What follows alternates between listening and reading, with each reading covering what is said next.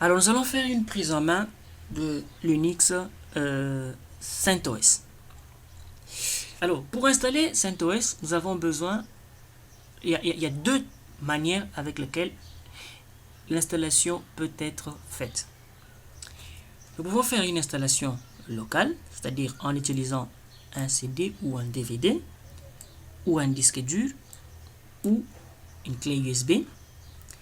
Mais nous pouvons aussi faire une installation distante en utilisant des protocoles de base d'accès au contenu partagé comme HTTP, FTP ou NFS, les trois protocoles que CentOS utilise. Alors pour installer CentOS, la première des choses, vous devrez avoir les DVD de CentOS. Alors moi j'ai le DVD de CentOS, la version que nous allons installer c'est la 6.7. Et comme je l'ai, donc je peux aller dans mon VMware et créer un projet CentOS. Donc je vais créer une nouvelle machine virtuelle. Je vais aller à VMware 12. J'ai dit, je vais installer le système plus tard. Je vais installer ce système.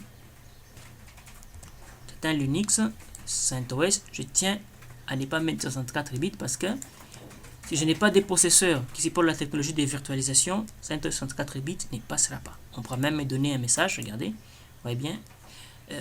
64-bit guest operating systems are not supported by this host and will not run.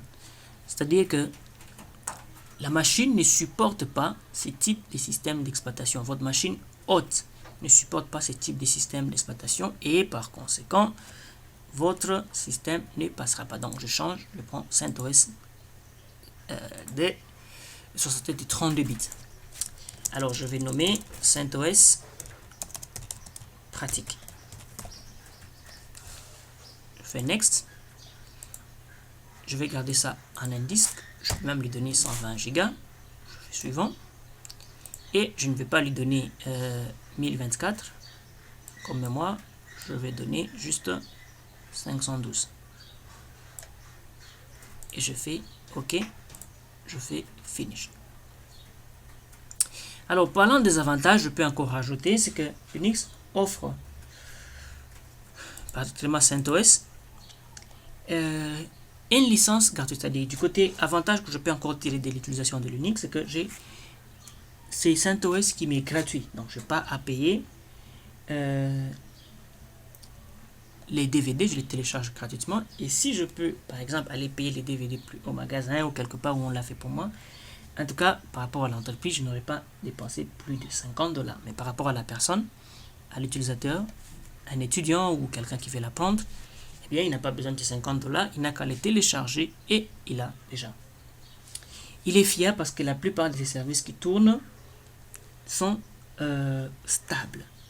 Donc, on peut vraiment lui faire confiance pour le mettre en entreprise. Il y a aussi les temps de release, c'est-à-dire les temps pour que la prochaine version parte, et les 2 ans ou 4 ans.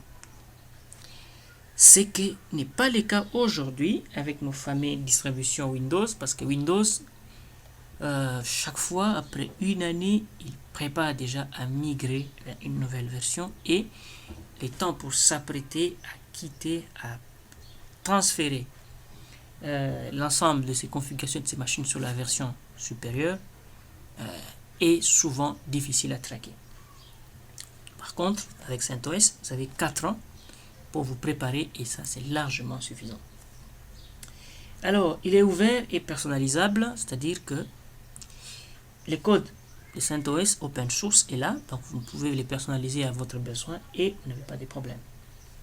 Il est évolutif, c'est-à-dire quand il y a des problèmes qui ne vont pas, il y a toujours des supports en ligne, des patchs de sécurité que vous pouvez appliquer et à chaque moment vous dispensez des problèmes liés à cela. Il est accessible, c'est-à-dire vous n'avez pas beaucoup de problèmes pour l'avoir. Il a des LED en ligne, donc je vais avoir de LED sur CentOS. Il suffit que j'aille sur le site de CentOS, donc je crois que c'est www.centos.org et là je vais tomber sur LED en ligne de CentOS et je peux poster des commentaires, des projets. Et voilà, vous avez les rigueurs About, vous avez la foire aux questions, et vous avez la documentation, vous avez les communautés CentOS. Là j'ai les foires aux questions sur CentOS 6, CentOS 7, et il y a beaucoup de choses que vous pouvez mettre là-bas, vous pouvez poster vos commentaires, et patati patata. Alors vous avez les conseils et astuces, les tips and tricks, comment l'utiliser, mais le problème c'est qu'il est en anglais, vous devez déjà vous habituer. Et si je veux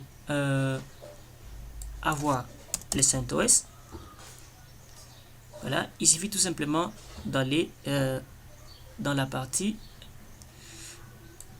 pas wiki, mais dans la partie centos.org, et je vais chercher comment avoir la distribution. Voilà, il y a là Get CentOS. Donc, et là j'ai un DVD ISO, j'ai Everything ISO et j'ai le minimal ISO pour la version 7. Mais je peux aussi chercher les anciennes versions. Donc là, dès que je clique sur DVD ISO, pouf, le lancement du téléchargement va directement commencer et j'ai tous les ISO qui sont là. Donc j'ai la 6.7, j'ai la 7, la CentOS version 7 avec tous les ISO. Mais je peux aussi aller là-bas et dire download CentOS older versions. Ok, dans les versions antérieures. Et là, je peux retrouver les vieilles versions de CentOS qui existent. Sorry.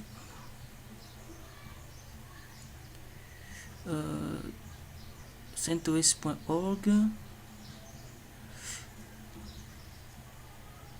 Alors, vous n'avez qu'à faire une recherche. Et là, j'ai les versions 5, la version 6, 6.4. Et là, je peux donc chercher moi-même ou télécharger la version que je veux. Voilà, elle est là. Donc déjà là, il y a un menu de téléchargement que je peux lancer.